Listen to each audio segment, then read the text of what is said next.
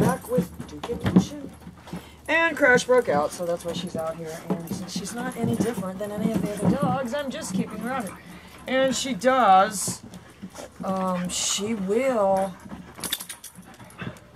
stay on that platform. Or she will always gravitate back towards it. So, you know, the deal with this dog, Fred, is somebody's sort of ingrained these bad behaviors of if you go to pick up a hose and stuff, and I can just tell you right now, you don't want to go pick up a hose and then have some dog come out of nowhere and lurch the thing out of your arms. Oh, so he's already starting his performance.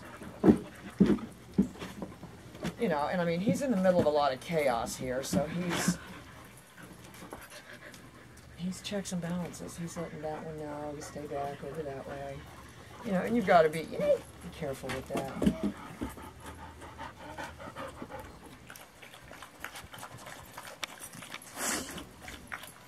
So he went on his hip right there, too.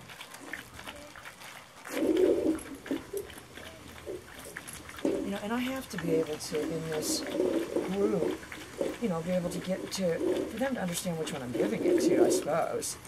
That got to be too much inside to get up. So, you know, the same thing,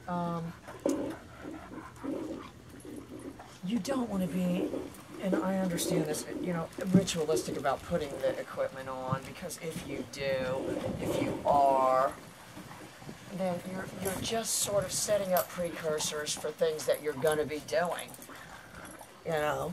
If you start putting a pinch collar on, you're not going to tell me that that dog will not come to see that as a precursor to correction. How could it not?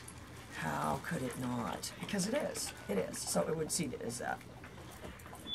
Here's your picture around with it.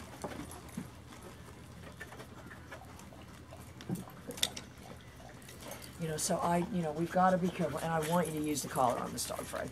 You know, I mean, I'm going to try to get him up to, you know, like Bailey type standards, but, you know, he's going to have more reinforcement because, they just didn't have it before.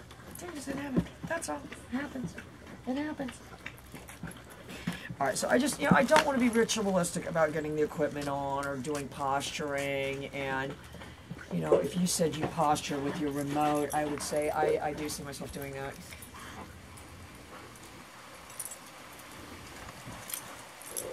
We're just putting it on, and then it's just then nothing's happening.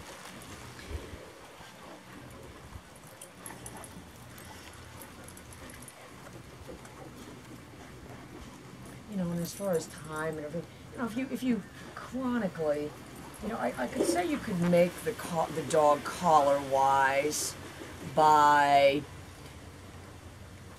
hitting it right before you put it on, hitting the pager right before you put it on, and then hitting the pager as soon as you put it on.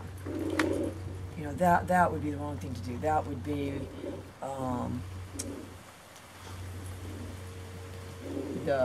you know, too much ritualistic behavior. Oh, they just all love me. It's all fake love, but who cares? All right, so I want him to understand when I pick up that leash, and that's good. I mean, if he lays down when I pick up the leash, he's getting comfortable. He's getting comfortable. You know, and I'm going to add the word down to that, but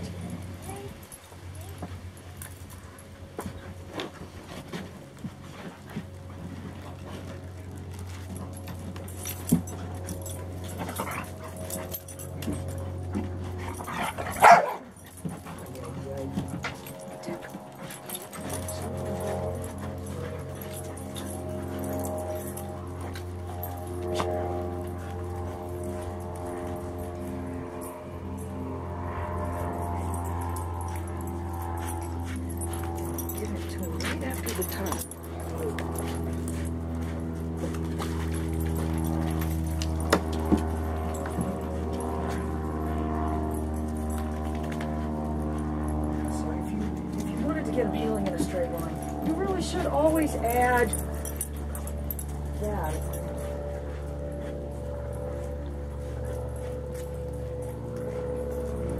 Because then you're driving towards it. You're driving towards the turn. You're not just driving towards the stop. You're driving towards the turn. So as you were driving, if anything, the dog would, you would have the ability to speed it up more. Precious, precious boy. Alright, this is a couple more times. I don't have it turned towards me.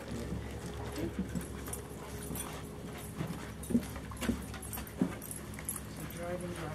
So you're driving in a straight line, you're driving towards the turn, and the tree comes right after the turn. Driving. Good. I guess we'll be right back.